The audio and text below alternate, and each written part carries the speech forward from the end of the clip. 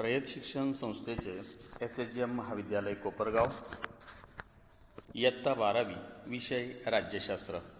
मी प्राध्यापक हाडुळे SP आपलं स्वागत करत आहे. विद्यार्थी मित्रांनो, आपण मागील तासामध्ये इयत्ता 12वीच्या 5व्या प्रकरणाला सुरुवात केलेली आहे. आजच्या तासामध्ये प्रकरण 5वे समकालीन भारत सुशासन या प्रकरणाच्या दुसऱ्या भागाला आपण सुरुवात करत आहोत. विद्यार्थी मित्रांनो, भारतातील लोकप्रशासनामध्ये ज्या सुधारणा झालेल्या आहे या संदर्भामध्ये माहिती आपण घेणार आहोत. प्रशासन आणि जनतेतील अंतर कमी करण्यासाठी मोठ्या प्रमाणात सुधारणा घडून आणण्यात आलेल्या आहेत. त्यामध्ये पुढील उपक्रमांचा समावेश करण्यात आलेला आहे. पहिला उपक्रम आहे लोकांना अधिकार देणारे कायदे संमत केले पाहिजे. कारण लोकांना जर जास्त प्रमाणामध्ये अधिक प्रमाणामध्ये जर अधिकार दिले तर असे लोक शासनाला अधिक पटीनं सहकार्य करत असतात आणि म्हणून त्यांना अधिक प्रमाणात कायदे देणे आवश्यक आहे. तरच खऱ्या अर्थानं लोकप्रशासनामध्ये सुधारणा निर्माण झाल्याशिवाय राहणार नाही.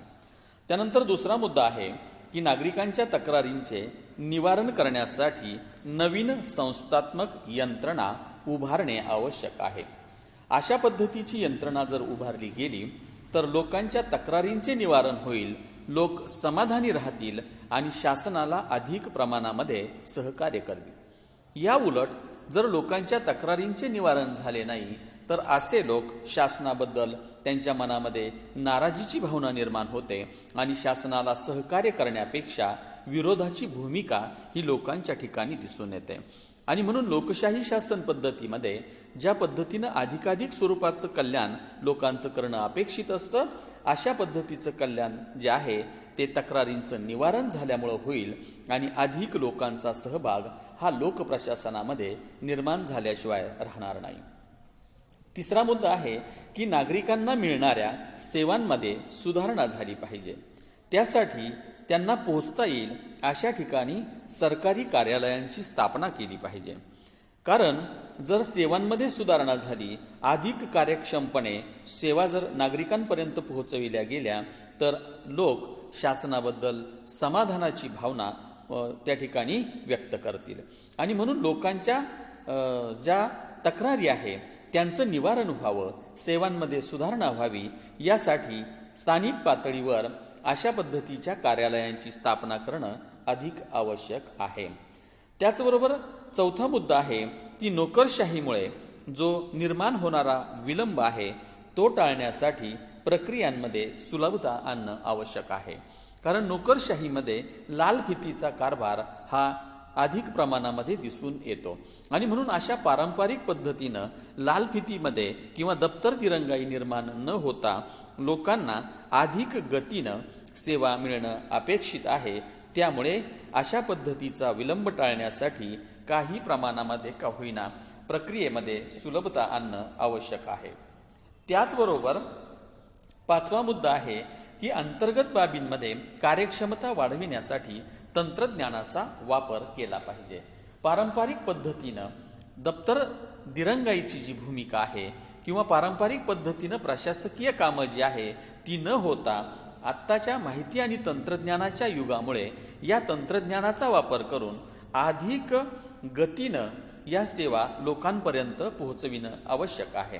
त्याचबरोबर सहावा मुद्दा आहे की चांगली कामगिरी जे कर्मचारी करतात अशा नोकरशहांना, अशा सरकारी कर्मचाऱ्यांचा त्या ठिकाणी सन्मान करणं आवश्यक आहे, जेणेकरून त्यांना अधिक प्रेरणा त्यातून निर्माण होईल व जनतेसाठी अधिक चांगल्या प्रकारची कामं ते करू शकतील. त्याचबरोबर इतरांना देखील अशा पद्धतीचा सन्मान जो आहे त्याचा निश्चितपणे त्यांच्या मनावर परिणाम होईल आणि अधिक चांगल्या गतीनं त्यांच्याकडून प्रशासकीय कामांची अंमलबजावणी केली जाईल. त्याचबरोबर सातवा मुद्दा आहे की संस्थेअंतर्गत शिस्त पालन करणं आवश्यक आहे.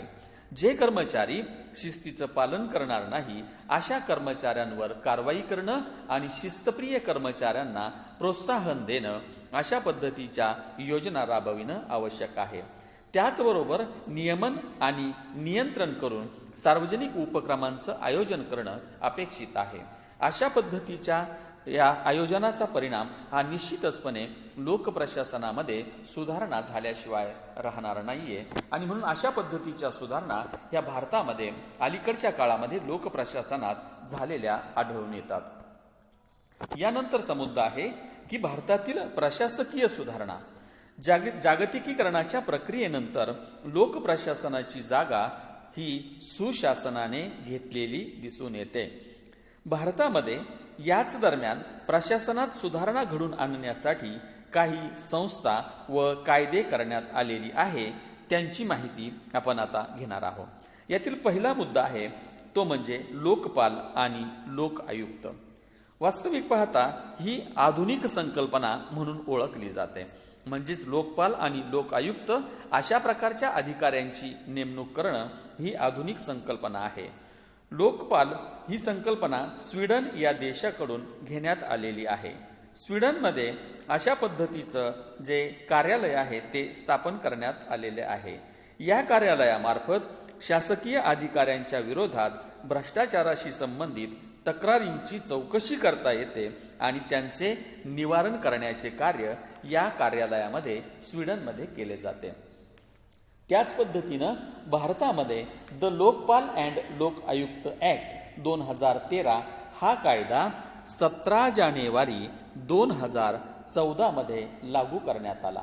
या कायद्यानुसार केंद्रासाठी लोकपाल तर घटक राज्यांसाठी लोकनियुक्त या संस्थांची स्थापना करण्यात आलेली आहे. भारतातील महाराष्ट्र हे राज्य देशातील पहिले राज्य म्हणून ओळखले जाते की ज्या राज्यामध्ये लोक आयुक्त ही संकल्पना राबवली गेलेली आहे. 1972 साली महाराष्ट्रात लोक आयुक्त संस्था स्थापन करण्यात आलेली आहे. कायदेमंडळ, कार्यकारी मंडळाचे सदस्य, राज्य सरकार, स्थानिक शासन संस्था, सार्वजनिक उद्योग आणि इतर शासकीय संस्थांमधील अधिकारी यांच्या विरुद्ध तक्रारींची दखल घेण्याचे काम लोक आयुक्त करत असतात. तसेच लोक आयुक्त स्वतःहून शासकीय कर्मचाऱ्यांची चौकशी करू शकतात. भारत सरकारने पिनाकी चंद्र घोष यांची पहिले लोकपाल म्हणून 2019 मध्ये नियुक्ती केलेली आहे. परीक्षेच्या दृष्टिकोनातून हे नाव आपल्या लक्षात असणं आवश्यक आहे की भारत सरकारने पिनाकी चंद्र घोष यांची पहिले लोक आयुक्त म्हणून नेमणूक ही 2019 साली केलेली आहे. आता लोकायुक्त हे पद निर्माण केलंय, परंतु या पदाची कार्य जी आहे ती जर पाहिली तर पहिलं काम असं आहे की शासकीय अधिकाऱ्यांच्या विरोधामध्ये भ्रष्टाचाराशी संबंधित तक्रारीची चौकशी करणे आणि फक्त चौकशी करून थांबणार नाही तर त्याचं निवारण करण्याची जबाबदारी ही लोकपालांवर सोपविण्यात आलेली आहे. दुसरं काम जे आहे ते म्हणजे नागरिकांच्या तक्रारींची दखल घेऊन त्याची चौकशी करण्याची भूमिका ही लोकपालांची आहे. दुसरा मुद्दा असा आहे की नागरिकांची सनद. आता यामध्ये नागरिकांची सनद हा एक सुशासनाचा भाग म्हणून ओळखला जातो. ही संकल्पना नागरिक हा राजा आहे व शासन संस्था ही सेवा करण्यासाठी आहे या संकल्पनेवर आधारित असलेली दिसून येते. ही सनद प्रशासनाला जबाबदारीची जाणीव करून देते. शासन जनतेला ज्या सेवा देते त्याबद्दल शासनाने उत्तरदायी असावे व त्या सुविधाबद्दल समावेशक नागरिकांच्या सनदेमध्ये त्याचा समावेश होतो. भारत सरकारने सन 1996 मध्ये नागरिकांच्या हक्कांची सनद जाहीर केली.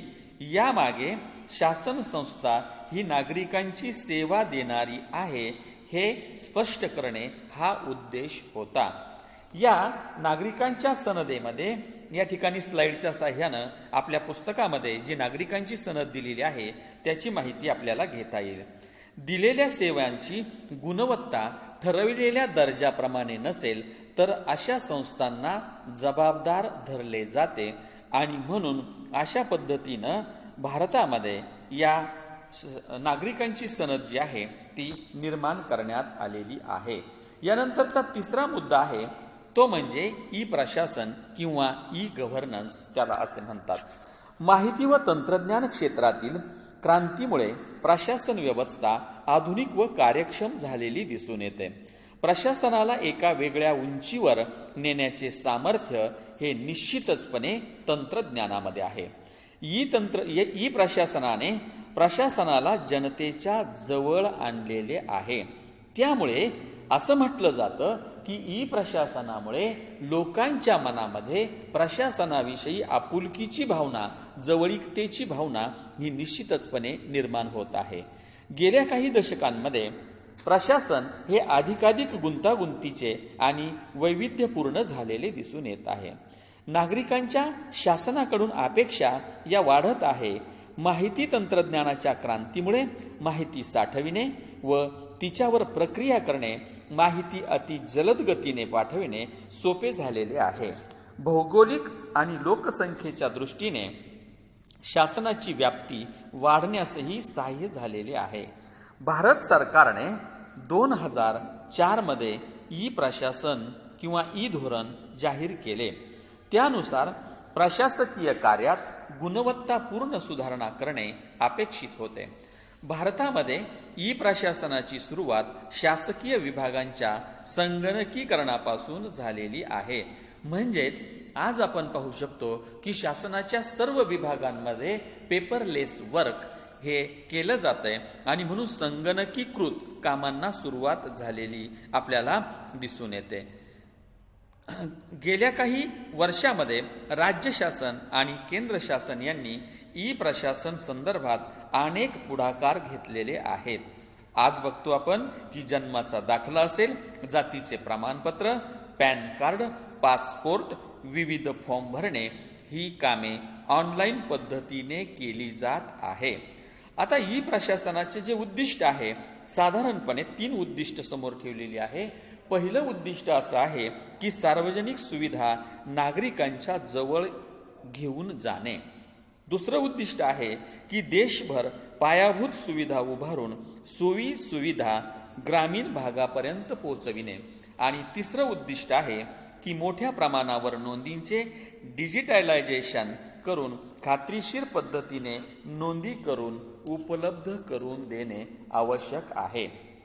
आता ई प्रशासनाचे जे 6 स्तंभ आहे ते आपल्याला या ठिकाणी स्लाइडमध्ये दिसतात. बघा की ई प्रशासनाच्या उद्दिष्टांचे 6 स्तंभ. या 6 स्तंभांमध्ये पहिला आहे तो म्हणजे धोरण आणि कायद्याची चौकट. दुसरा स्तंभ आहे क्षमतांची बांधणी करणे. तिसरा मुद्दा आहे वित्त पुरवठा करणे. चौथा आहे संस्थात्मक चौकट निर्माण करणे.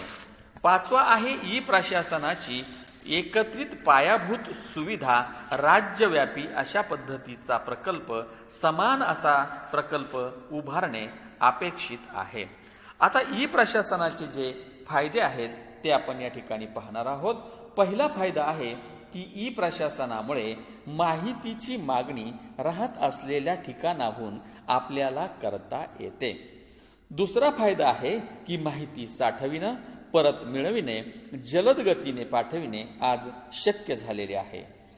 तिसरा मुद्दा आहे की शासनाच्या कार्यपद्धतीस वेग आलेला दिसत आहे. तातडीने निर्णय घेणे आणि न्यायपूर्ण पद्धतीने अशा पद्धतीने कामांना सुरुवात झालेली आहे. यानंतरचा मुद्दा आहे की कामामध्ये पारदर्शकता आणि उत्तरदायित्व अधिक प्रमाणात मिळू लागलेले आहे. म्हणजे कामामध्ये पारदर्शकता आली आणि संबंधित अधिकाऱ्यांवर उत्तरदायित्व जे आहे ते निर्माण झालेलं आहे. पुढचा मुद्दा आहे की भौगोलिक आणि लोकसंख्येच्या दृष्टीने शासनाची व्याप्ती वाढण्यास मदत होत आहे. यामुळे म्हणूनच म्हटले जाते की प्रशासन हे जनतेच्या जवळ आलेले आहे. यानंतरचा मुद्दा जो आहे तो म्हणजे माहितीच्या अधिकाराच्या संदर्भामध्ये आपण पाहणार आहोत की माहितीचा अधिकार जो आहे यामध्ये राईट टू इन्फॉर्मेशन ज्याला म्हटलं जातं, माहिती अधिकार हा सुशासनाचा एक महत्त्वाचा पैलू आहे. यातून सार्वजनिक धोरण आणि कार्यवाही याविषयीची माहिती जनतेला मिळू शकते. माहितीचा अधिकार म्हणजे शासन तसेच शासनाच्या विविध संस्था, संघटना, प्राधिकरणे यामध्ये जे काम चाललेले आहे, जे निर्णय घेतले जातात ते सर्वसामान्य लोकांपर्यंत जाणून घेण्याचा अधिकार लोकांना मिळालेला आहे. शासकीय संस्थांमधील पारदर्शक कामकाजामुळे लोकांना वस्तुनिष्ठ पद्धतीने काम होताना दिसत आहे आणि कामकाजाच्या नियोजनाबाबत निश्चितता येत आहे. नागरिकांना परिणामकारक पद्धतीने प्रशासनात सहभागी होता येत आहे. त्याचबरोबर 2005 साली झालेल्या माहिती अधिकार कायद्यामुळे नागरिकांना सार्वजनिक माहिती मिळविणे शक्य झालेले आहे. माहितीचा अधिकार ही सुशासनाची मूलभूत गरज निर्माण झालेली आहे. आता नागरिकांचा प्रशासनातील जो सहभाग आहे हा पाहत असताना नागरिकांचा प्रशासनातील सहभाग हा सुद्धा लोकशाही व्यवस्थेला बळकट करण्याचे काम करत आहे. पारंपरिक लोकशाही व्यवस्थेत सुधारणा करण्यासाठी प्रशासनाच्या उत्तरदायित्वासाठी लोकांचा प्रशासनात सहभाग हा आवश्यक आहे. जनतेकडे केवळ विकासाचे लाभार्थी म्हणून न पाहता ते विकास प्रक्रियेतील घटक म्हणून त्यांच्याकडे पाहिले पाहिजे. हा मूलतः बॉटम अप म्हणजे कनिष्ठ स्तराकडून वरिष्ठ स्तराकडे जाणारा दृष्टिकोन आहे. हा दृष्टिकोन नागरिकांना स्वतःच्या भवितव्याविषयी निर्णय घेण्याचा कायदेशीर अधिकार त्यातून मिळत आहे. आता यानंतरचा मुद्दा आहे की समाजातील विविध घटकांचे हक्क सुरक्षित करणाऱ्या ज्या विशेष संस्थात्मक यंत्रणा आहे त्याची माहिती आपण आता घेणार आहोत. सुशासनाचे फायदे समाजातील सर्व घटकांना मिळाले पाहिजेत. समाजातील दुर्बल घटकांसाठी संविधानात काही सामाजिक, आर्थिक आणि राजकीय स्वरूपाच्या तरतुदी केलेल्या आहेत.